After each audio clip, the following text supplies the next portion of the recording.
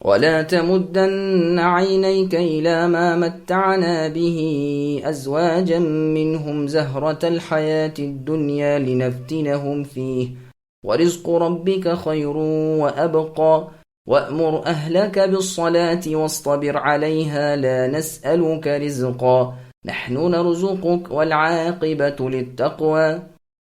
اور اے نبی اپنی نگاہیں ہرگز ان چیزوں کی طرف نہ دوڑائیے جو ہم نے ان میں سے مختلف لوگوں کو آرائش دنیا کی دے رکھی ہیں تاکہ انہیں اس میں آزما لیں۔ آپ کے رب کا دیا ہوا ہی بہت بہتر اور بہت باقی رہنے والا ہے۔ اپنے گھرانے کے لوگوں پر نماز کی تاکید رکھیے اور خود بھی اس پر جمے رہیے۔ ہم آپ سے روزی نہیں مانگتے بلکہ ہم خود آپ کو روزی دیتے ہیں، آخر میں بول بالا پرہیزگاری کا ہی ہے۔ سامعین، اب ان آیتوں کی تفصیل سماعت کیجیے۔ دنیا کا لالچ نہ کرو۔ ان کفار کی دنیاوی زینت اور ان کی ٹیپ ٹاپ کو اے نبی آپ حسرت بھری نگاہوں سے نہ تکیے۔ یہ تو ذرا سی دیر کی چیزیں ہیں، یہ صرف ان کی آزمائش کے لیے انہیں یہاں دنیا میں ملی ہے کہ دیکھیں شکر و تواضع کرتے ہیں یا ناشکری اور تکبر کرتے ہیں۔ حقیقتاً شکر گزاروں کی کمی ہے۔ ان کے مالداروں کو جو کچھ ملا ہے اس سے آپ کو تو بہت ہی بہتر نعمت ملی ہے۔ ہم نے آپ کو 7 آیتیں دی ہیں جو دہرائی جاتی ہیں اور قرآن عظیم عطا فرما رکھا ہے، بس اپنی نظریں ان کے دنیاوی ساز و سامان کی طرف نہ ڈالیے، جیسا کہ سورہ حجر کی آیت نمبر 87 اور 88 میں اللہ نے فرمایا۔ اسی طرح اے پیغمبر صلی اللہ علیہ وسلم، آپ کے لیے اللہ کے پاس جو مہمانداری ہے اس کی نہ تو کوئی انتہا ہے نہ اس وقت کوئی اس کے بیان کی طاقت رکھتا ہے، جیسا کہ اللہ نے سورہ ضحیٰ کی آیت نمبر 5 میں فرمایا کہ آپ کو آپ کے پروردگار اے نبی اس قدر عنقریب دیں گے کہ آپ راضی و رضامند ہو جائیں گے۔ اللہ کا دین بہتر اور باقی ہے۔ رسول اللہ صلی اللہ علیہ وسلم نے اپنی ازواج مطہرات رضی اللہ عنہن سے ایلا کیا تھا اور ایک بالا خانے میں مقیم تھے۔ عمر رضی اللہ عنہ جب وہاں پہنچے تو دیکھا کہ رسول اللہ ایک کھردرے بوریے پر لیٹے ہوئے ہیں، چمڑے کا ایک ٹکڑا ایک طرف رکھا ہوا تھا اور کچھ مشکیں لٹک رہی تھیں۔ یہ بے سر و سامانی کی حالت دیکھ کر عمر رضی اللہ عنہ کی آنکھوں میں آنسو آ گئے۔ رسول اللہ صلی اللہ علیہ وسلم نے دریافت کیا کہ کیسے رو دیے؟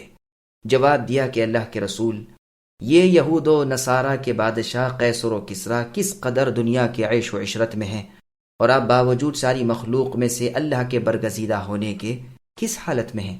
رسول اللہ نے فرمایا، اے خطاب کے بیٹے عمر، کیا اب تک تم شک میں ہی ہو؟ ان لوگوں کی اچھائیوں نے دنیا میں ہی جلدی کر لی ہے۔ بس رسول اللہ صلی اللہ علیہ وسلم باوجود قدرت اور دسترس کے دنیا سے نہایت ہی بے رغبت تھے۔ جو ہاتھ لگتا اسے اللہ کی راہ دے دیتے اور اپنے لیے ایک پیسہ بھی نہ اٹھا رکھتے۔ یہ روایت صحیح بخاری اور مسلم کی ہے۔ ابن ابی حاتم میں رسول اللہ کا فرمان مروی ہے کہ رسول اللہ نے فرمایا، مجھے تو تم پر سب سے زیادہ خوف اس وقت کا ہے کہ دنیا تمہارے قدموں میں اپنا تمام ساز و سامان ڈال دے گی، اپنی برکتیں تم پر الٹ دے گی۔ الغرض کفار کو زینت زندگی دنیا صرف ان کی آزمائش کے لیے دی جاتی ہے۔ اپنے گھرانے کے لوگوں کو نماز کی تاکید اے نبی کیجیے کہ وہ اللہ کے عذاب سے بچ جائیں، خود بھی پابندی کے ساتھ نماز کی ادائیگی کریں، اپنے آپ کو اور اپنی اہل و عیال کو جہنم سے بچا لیں۔ عمر فاروق رضی اللہ عنہ کی عادت مبارک تھی کہ رات کو جب تہجد کے لیے اٹھتے تو اپنے گھر والوں کو بھی جگاتے اور اس آیت کی تلاوت فرماتے، ہم اے نبی آپ سے رزق کے طالب نہیں، نماز کی پابندی کر لیجئے، رب ایسی جگہ سے روزی پہنچائیں گے جو خواب و خیال میں بھی نہ ہو۔ اللہ پرہیزگاروں کے لیے چھٹکارا کر دیتے ہیں اور بے شان و گمان جگہ سے روزی پہنچاتے ہیں۔ تمام جنات اور انسان صرف اللہ تعالیٰ ہی کی عبادت کے لیے پیدا کیے گئے ہیں۔ رزق اور زبردست قوتوں کے مالک تو صرف اللہ ہی ہیں۔ اللہ تعالیٰ فرماتے ہیں، ہم خود تمام مخلوق کے روزی رساں ہیں، ہم تمہیں طلب کی تکلیف نہیں دیتے۔ ہشام کے والد صاحب جب امیر امراء کے مکانوں پر جاتے اور ان کا ٹھاٹ دیکھتے تو واپس اپنے مکان پر آ کر اسی آیت کی تلاوت فرماتے اور کہتے، میرے کنبے والو نماز کی حفاظت کرو، نماز کی پابندی کرو، اللہ تعالیٰ تم پر رحم فرمائیں گے۔ گھر والوں کو نماز کی تاکید کرنا۔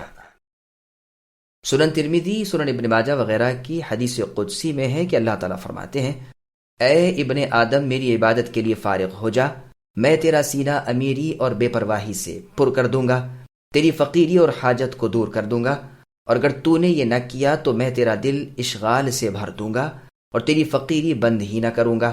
سنن ابن ماجہ میں ہے، رسول اللہ صلی اللہ علیہ وسلم نے فرمایا کہ دنیا کے غموں میں ہی، اس کی فکروں میں ہی گت جانے والے کے تمام کاموں میں اللہ تعالیٰ پریشانیاں ڈال دیں گے اور اس کی فقیری اس کی آنکھوں کے سامنے کر دیں گے، اور دنیا اتنی ہی ملے گی جتنی مقدر میں ہے۔ اور جو اپنے دل کا مرکز آخرت کو بنا لے گا، اپنی نیت وہی رکھے گا، اللہ تعالیٰ اسے ہر کام کا اطمینان نصیب فرما دیں گے، اس کے دل کو سیر اور شیر بنا دیں گے، اور دنیا اس کے قدموں کی ٹھوکروں میں آیا کرے گی۔ پھر آگے اللہ فرماتے ہیں کہ دنیا آخرت میں نیک انجام پرہیزگار لوگ ہی ہیں۔ صحیح مسلم میں رسول اللہ صلی اللہ علیہ وسلم کا فرمان ہے کہ میں نے آج رات خواب میں دیکھا کہ گویا ہم عقبہ ابن رافع کے گھر میں ہیں، وہاں ہمارے سامنے ابن طاب کے باغ کی تر کھجوریں پیش کی گئی ہیں۔ میں نے اس کی تعبیر یہ لی ہے کہ دنیا میں بھی انجام کے لحاظ سے ہمارا ہی پلہ گرا رہے گا، اور بلندی اور اونچائی ہم کو ہی ملے گی، اور دین اسلام پاک صاف طیب و طاہر کامل و مکمل ہے۔ وقالوا لولا يأتينا بآية من ربه أولم تأتهم بينة ما في الصحف الأولى ولو أنا أهلكناهم بعذاب من قبله لقالوا ربنا لولا أرسلت إلينا رسولا فنتبع آياتك من قبل أن نذل ونخزى قل كل متربص فتربصوا فستعلمون من اصحاب الصراط السوي ومن اهتدى۔ اور کہتے ہیں کہ یہ نبی یعنی محمد صلی اللہ علیہ وسلم ہمارے پاس اپنے پروردگار کی طرف سے کوئی نشان کیوں نہیں لاتے؟ کیا ان کے پاس اگلی کتابوں کی واضح دلیل نہیں پہنچی؟ اگر ہم اس سے پہلے ہی انہیں عذاب سے ہلاک کر دیتے تو یقیناً یہ کہہ اٹھتے کہ اے ہمارے پروردگار، آپ نے ہمارے پاس اپنا رسول کیوں نہ بھیجا کہ ہم آپ کی آیتوں کی تابعداری کرتے، اس سے پہلے کہ ہم ذلیل و رسوا ہوتے۔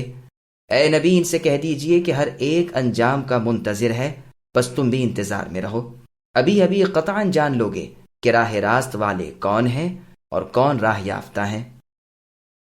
سامعین، اب ان آیتوں کی تفسیر سماعت کیجئے۔ کفار پیغمبر اسلام محمد صلی اللہ علیہ وسلم سے نشانیاں مانگتے ہیں۔ کفار یہ بھی کہا کرتے تھے کہ آخر کیا وجہ ہے کہ یہ نبی محمد صلی اللہ علیہ وسلم اپنی سچائی کا کوئی معجزہ ہمیں نہیں دکھاتے؟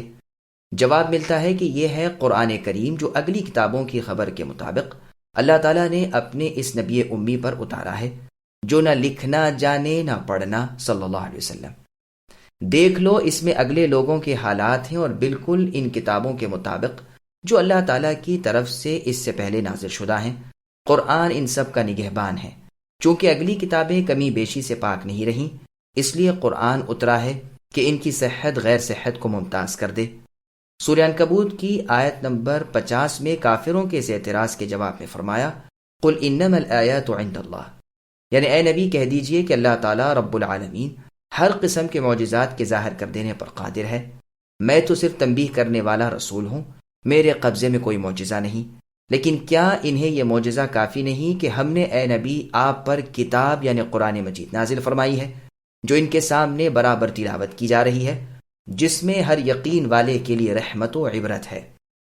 صحیح بخاری اور صحیح مسلم میں ہے، رسول اللہ صلی اللہ علیہ وسلم فرماتے ہیں کہ ہر نبی کو ایسے معجزے ملے کہ انہیں دیکھ کر لوگ ان کی نبوت پر ایمان لے آئے، لیکن مجھے جیتا جاگتا زندہ اور ہمیشہ رہنے والا معجزہ دیا گیا ہے، یعنی اللہ تعالیٰ کی یہ کتاب قرآن مجید جو بذریعے وحی کے مجھ پر اتری ہے۔